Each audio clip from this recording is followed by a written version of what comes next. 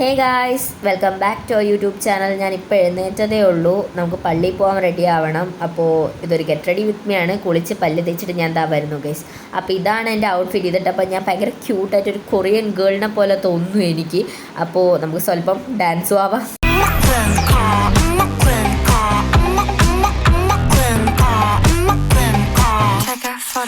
അപ്പോൾ ഡാൻസ് ഒക്കെ കഴിഞ്ഞ് പിന്നെ എനിക്ക് റിംഗ് ലൈറ്റ് കണ്ടപ്പോൾ അതിൻ്റെ മുമ്പിൽ നിന്ന് ഡാൻസ് കളിക്കാൻ തോന്നുന്നു. എന്താ ചെയ്യേണ്ടത്? സോറി ഗൈസ്, ഇനി ആവർത്തിക്കൂല, അടങ്ങി നിന്നോളാം. പിന്നെ ഞാൻ സ്കിൻ കെയറിലേക്ക് കടന്നു. പോൺസിൻ്റെ മോയ്സ്ചറൈസർ ഇട്ടു, അക്കലോജിക്കയുടെ സൺസ്ക്രീം ഇട്ടു.